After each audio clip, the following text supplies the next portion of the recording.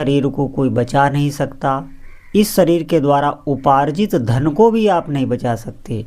किसी भी भौतिक वस्तु की आप रक्षा नहीं कर सकते। आपके पास केवल और केवल समय है।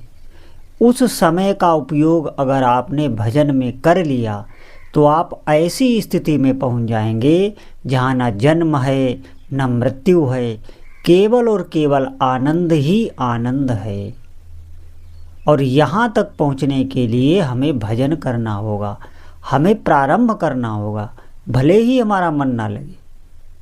आप देखेंगे कि कोई भी व्यक्ति अगर निष्ठापूर्वक भजन कर रहा है, कोई भी, हमारी बात साधक समझ रहे हैं, तो उसके मन में कोई संशय नहीं रहता परमार्थ को लेके, कोई प्रश्न भी नहीं होता, कोई भी प्रश्न। हर प्रश्न का उत्तर भगवान का नाम जप ही दे देता है और साधक संतुष्ट रहने लगता है।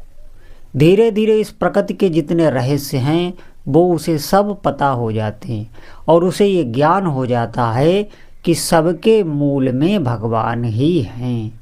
ऐसा उसे बोध हो जाता है तो उसके कर्म सब दिव्य हो जाते हैं, उसकी रहनी दिव्य हो जाती है और बहुत सजग हो जाता है। कभी अपने समय को व्यर्थ खर्च नहीं करता हो। हम अपने समय को व्यर्थ ना करें। निश्चित मानिए, सांसारिक कार्यों को जब तक हम संसार में हैं, व्यवहार में हैं, सांसारिक कार्य करते हुए अपनी स्मृति को भजन पर दें। इसे अभ्यास कहते हैं। जैसे कोई जब गाड़ी चालक गाड़ी चलाता है तो उसका ध्यान भंग नहीं होता। अगर ध्यान भंग हो जाए तो दुर्घटना हो जाए। उस समय वो सजगता से गाड़ी चलाता है। आप देखेंगे वो सजगता अगर हमारी नाम जप में हो, वही सजगता, जो सजगता हम संसारिक कार्य करने में करते हैं, कि अगर हम होश में ना रहे तो कोई दुर्घटना घट सकती है। हमारे भीतर वो शक्ति है। आप देखेंगे कई जगह पर ऐसी सजगता आ जाती है। वो सजगता, वो एकाग्रता हमारे भीतर विद्यमान है और अगर आपने वो भगवान के नाम जप में लगा दी तो निश्चित मानिए सिद्धि और कोई नहीं है। भगवान के नाम जप में मन का एकाकार हो जाना ही सबसे बड़ी सिद्धि है, सबसे बड़ी उपलब्धि है। फिर ऐसा कोई अनुभव नहीं है जो आपको हो न जाए। बात यह है कि वहाँ पर हम एकाकार सजग नहीं हो सकते। संसारिक क्रियाओं में हम सजग हो जाते हैं, एकाग्र हो जाते हैं। यहाँ तक कि भोग भोगते समय भी हम एकाग्र हो जाते हैं। हमारे भीतर एकाग्रता रहती है लेकिन वो इकट्ठी करके हम भजन में लगाने में असमर्थ हैं।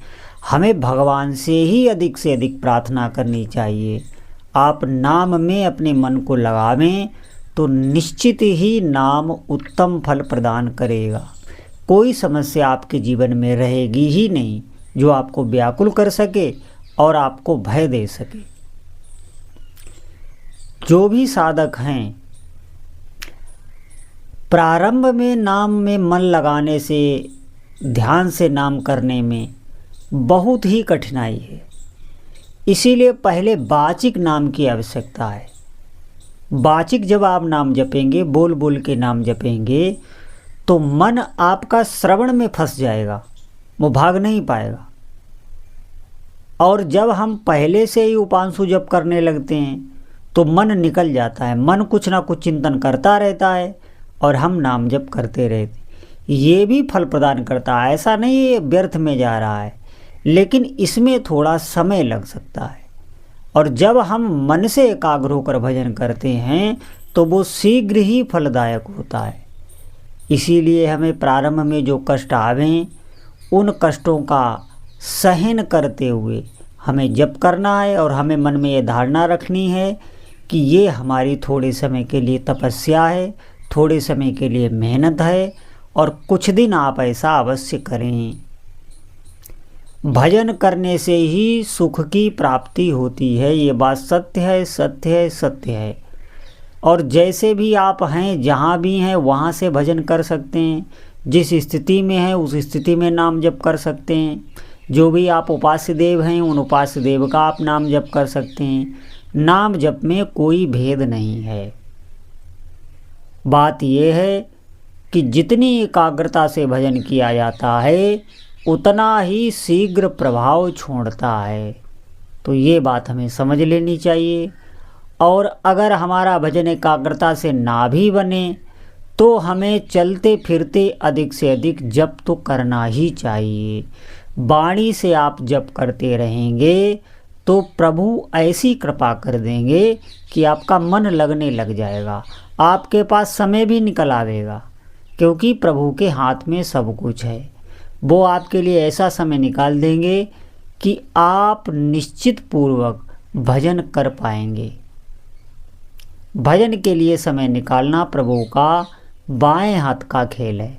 बात ये हमारे भीतर श्रद्धा नहीं है। अभी हम भजन कर रहे हैं, कोई न कोई कामना है, कोई न कोई संसारिक लालसा है।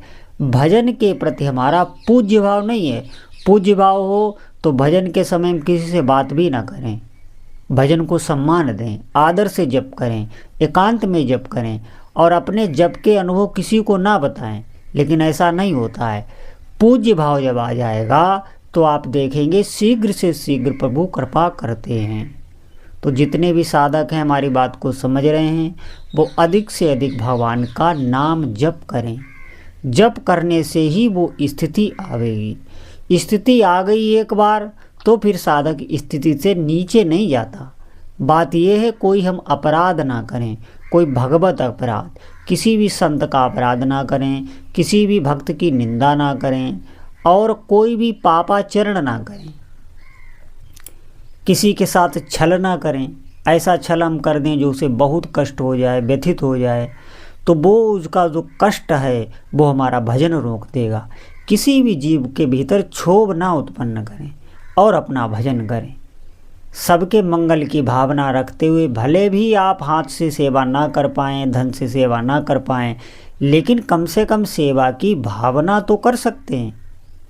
आप मात्र सेवा की भावना भीतर रखते हुए, सबको भीतर ही भीतर प्रणाम करते हुए आप भजन करें तो आप देखेंगे थोड़े ही दिनों में मन पवित्र होकर भजन में लगने लगा है और प्रसन्न रहने लगा है। आप प्रसन्न रहने लगेंगे, निश्चित मानिए। मात्र सबके शुभ की, सबकी प्रसन्नता की, सबकी सेवा की भीतर से भावना करने पर आपको प्रसन्नता मिलने लगेगी, आपके भाव अच्छे होने लगेंगे। बहुत लोगों के भीतर भय रहता है, चिंता रहती है, शोक रहता है। वो साधन भजन कर रहे हैं, उन्होंने माला की गिनती पूरी कर ली, लेकिन भय से व्याप्त हैं, कोई न कोई ऐसी घटना ना घट जाए, कहीं ऐसा ना हो जाए।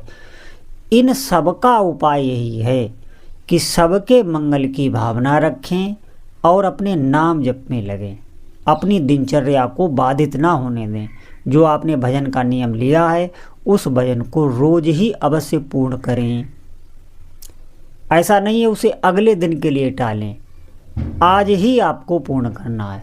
तो आप देखेंगे आपकी भजन में निष्ठा हो जाएगी।